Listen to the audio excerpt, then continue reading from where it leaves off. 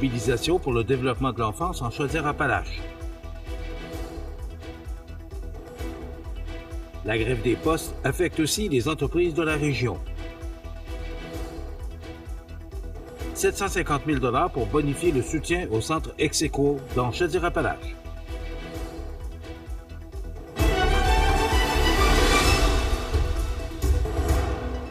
Lundi 2 décembre 2024. Bonjour mesdames et messieurs et bienvenue sur le réseau de télévision CMA-TV à votre bulletin d'information et bon début de semaine.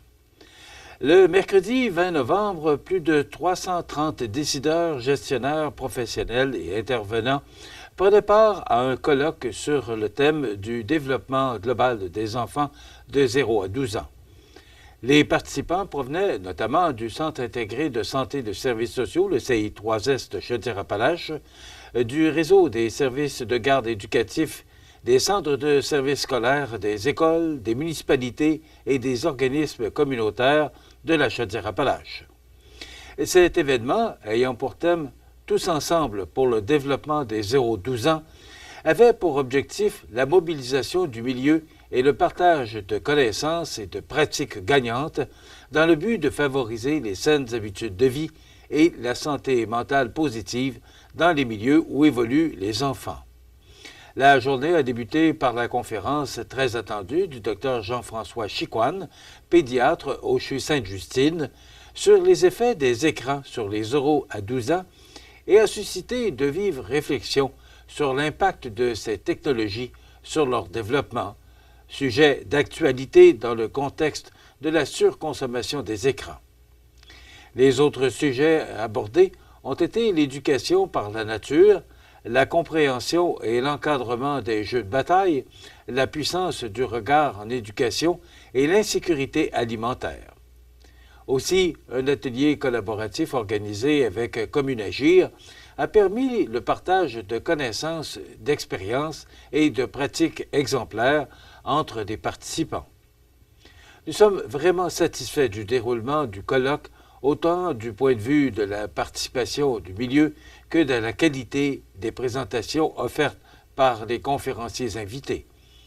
On a senti que c'était un rendez-vous pertinent et attendu qui motivera plusieurs à poursuivre leurs actions pour le bien-être des enfants, a commenté avec enthousiasme Élise Paradis, directrice du regroupement des CPE de Québec et Chaudière-Appalaches.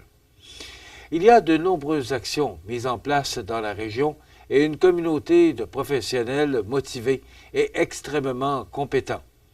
Réunir toutes ces personnes et favoriser les échanges et le partage d'apprentissage se traduira en retombées positives et concrètes dans différents milieux. Ensemble, nous pouvons contribuer à créer un environnement où chaque enfant de la région de la Chaudière-Appalaches a la possibilité de s'épanouir pleinement et de réaliser son potentiel, conclut la Dr Liliana Roméo, directrice de santé publique du CI3S de Chaudière-Appalaches. Rappelons que ce colloque a été organisé par le regroupement des CPE de Québec et Chaudière-Appalaches en collaboration avec une équipe de professionnels de la direction de santé publique du CI3S de Chaudière-Appalaches et financé par la direction de santé publique et la table de concertation sur les saines habitudes de vie de la Chaudière-Appalaches. La Chambre de commerce et industrie de la MRC de Montmagny, dans le contexte où 55 000 postiers de la Société d'État Poste Canada sont en grève depuis le 15 novembre dernier, se dit être à l'écoute de ses membres pour évaluer les impacts de la grève sur les opérations de ces derniers. Devant le fait que les négociations sont temporairement suspendues et que le conflit risque de perdurer, la Chambre de commerce et d'industrie de la MRC de Montmagny est à l'écoute de ses membres pour évaluer les impacts de la grève sur les opérations de ces derniers. Devant le fait que les négociations sont temporairement suspendues, que le conflit risque de perdurer et que les impacts de la grève sur les opérations de ces derniers sont grands alors que des lettres et des colis ne sont pas traités, à l'exception des prestations gouvernementales, et que cette grève des postes amène son lot de difficultés aux entreprises de la région, comme l'a constaté la Chambre de commerce locale. La grève a entraîné des retards dans la réception des paiements des clients, ce qui peut affecter la trésorerie des entreprises et peuvent avoir un impact direct sur la liquidité des entreprises et nuire à leur fonctionnement quotidien. Et certaines entreprises envoient encore des chèques papier. Des envois sont retardés en raison de la grève. Les frais des transporteurs peuvent être élevés selon la fréquence, le volume et le montant des chèques à envoyer. Cependant, cela peut être résolu par des virements bancaires ou autres moyens de paiement électronique. La grève affecte les liquidités, surtout dans les cas où les entreprises attendent des paiements par chèque ou envoient encore des factures par la poste. L'impact sur les liquidités est un problème critique car il peut affecter la capacité de l'entreprise à couvrir ses coûts fixes et à maintenir ses opérations. La grève ralentit le traitement des commandes en ligne, notamment pour la période des fêtes. Bien que l'impact sur les commandes en ligne pendant la période des fêtes soit significatif, il peut être géré, dans une certaine mesure, avec des alternatives de livraison, soit en personne, en collaboration avec une autre entreprise utilisée en relais comme point de service ou par transporteur privé. Rappelons que vendredi dernier, Radio-Canada mentionnait que les négociations étaient suspendues depuis 2 jours et que la médiation entre Poste Canada et le syndicat de ses employés n'avait toujours pas reprise.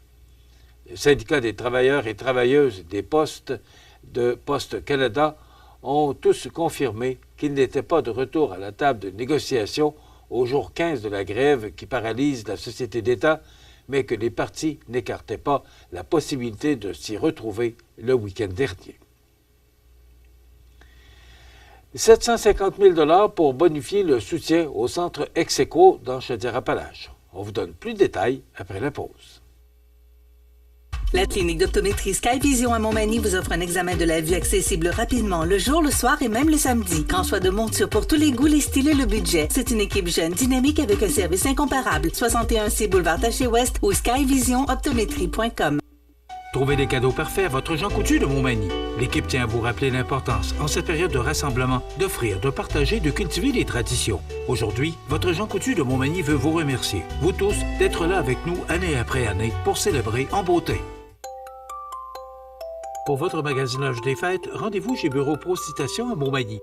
Profitez de cette période de réjouissance pour avoir une petite pensée pour ceux qui passeront un temps des fêtes plus difficile. Bureau Pro Citation vous invite à faire un don au Havre des femmes.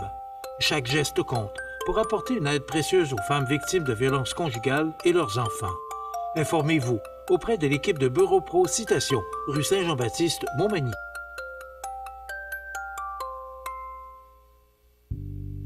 Ce jeudi, le Trait d'Union vous invite à cultiver sa santé mentale. Une chronique en compagnie de Mélissa Boilard, directrice du Trait d'Union, groupe d'entraide pour personnes ayant des troubles de santé mentale, présentée à CMA TV. Vous regardez CMA TV, le réseau de l'information sur la Côte-du-Sud.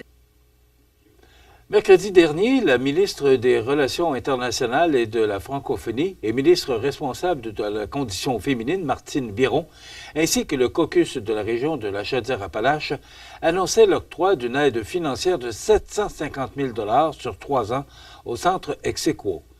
Le projet, financé, a été sélectionné dans le cadre de l'appel de projet pour une bonification de la réponse aux besoins des victimes et des auteurs de violences sexuelles et conjugales.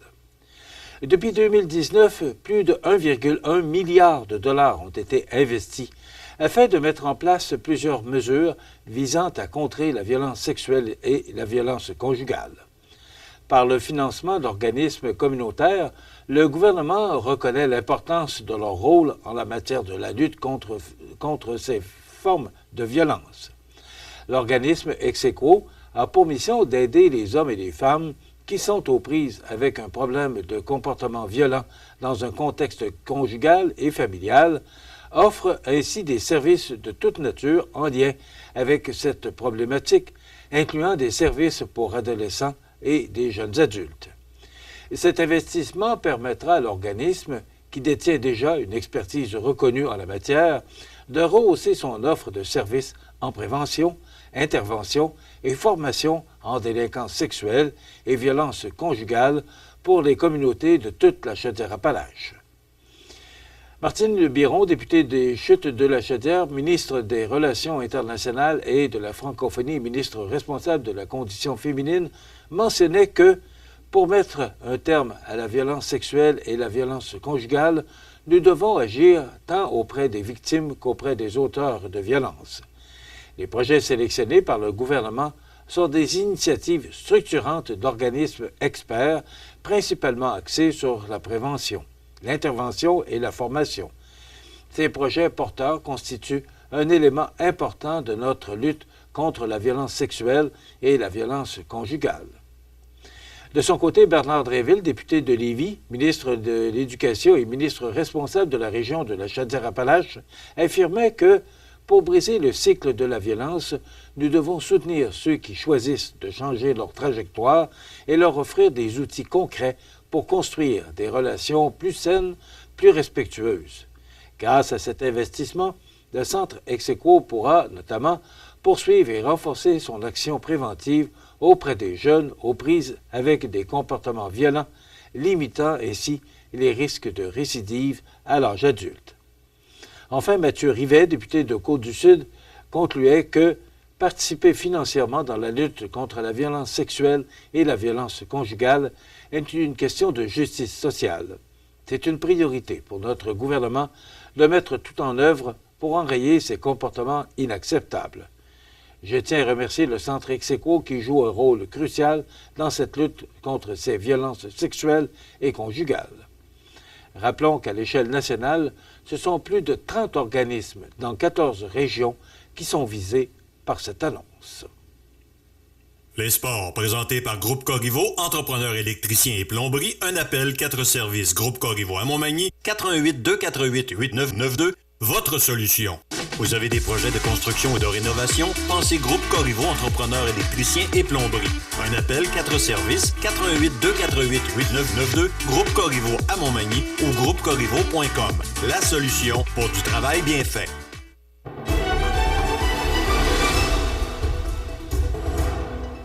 Au sport, un seul match occupait le calendrier de l'Everest cette fin de semaine dans la Ligue de hockey junior 3A.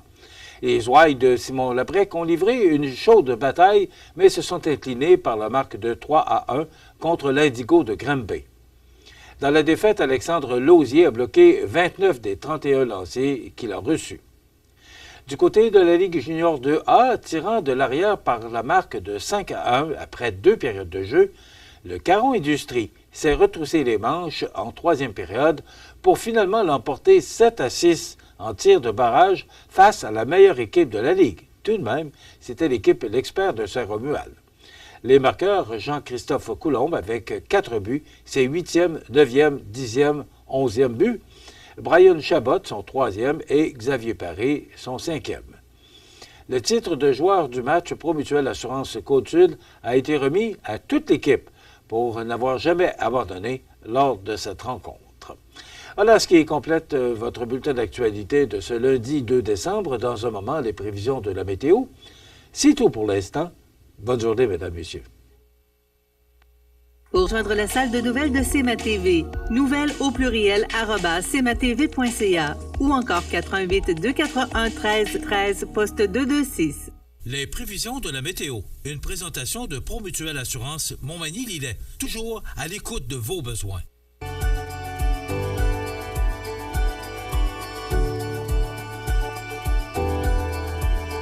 Besoin d'assurance? Promutuelle Assurance. 88 248 7940. La la la la la la la.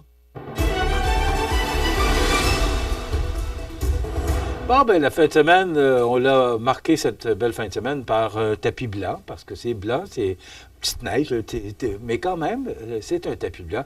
Et ça nous fait penser que dans 3 semaines, ben, on sera à la veille des fêtes déjà. Donc, si on regarde l'image satellite ce matin, c'est nuageux et ça va le demeurer également.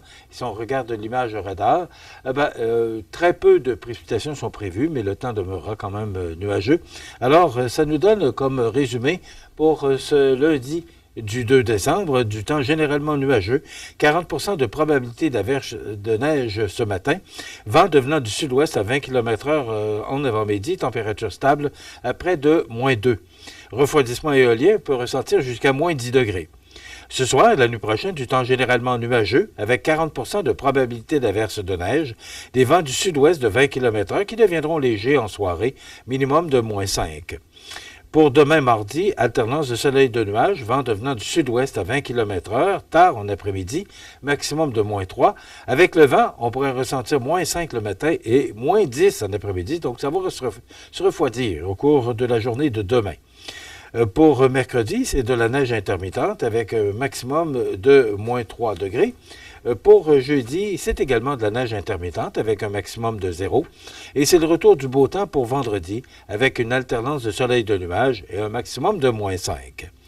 Les normales de saison, sensibles d'année, sont de -3 le jour, -12 la nuit. Le soleil s'est levé à 7h09 ce matin et se couchera à 15h54. Donc, on s'en va encore là, vers les journées les plus courtes, le solstice de l'hiver, la journée la plus courte de l'année étant le 21 décembre. Maintenant, pour ce qui est des conditions actuelles, il fait actuellement -7 degrés à l'extérieur des studios de CBTV. Les vents soufflent de direction sud-ouest à 10 km/h. L'humidité est à 91 % et la pression barométrique est à 101,6 kPa. Maintenant, le bateau qui fait encore la navette, je l'ai vu ce matin là, au quai de Montmagny. Donc, le premier départ de l'île aux Crues était à 6h15. Les autres départs, 15h et 18h15. Maintenant, les départs de Montmagny, le premier était à 7h15 ce matin. Les deux autres départs seront à 15h45 et 19h. Donc, voilà, c'est du temps nuageux. Et le retour du soleil pourrait se faire que vendredi, mais je vois quelques petites percées de Galardo actuellement. Maintenant, pour le menu de cette première émission de la semaine et cette première émission du mois de décembre, eh bien, dans quelques instants, on va recevoir Mme Julie Pépin, qui est copropriétaire de Bureau Pro Citation, qui viendra nous parler de l'arbre argenté. Également, on va recevoir Nicole Robert de la Chambre de commerce de Montmagny, qui viendra nous parler de ses activités, mais aussi, il y a un communiqué qui a été émis concernant la grève des postes. On en a parlé dans le bulletin de nouvelles, donc on va jaser de ça ensemble. Et bien sûr, on va parler d'actualité. Donc, c'est le menu qu'on vous propose de ce lundi 2 décembre. Je vous souhaite donc une excellente émission à notre antenne.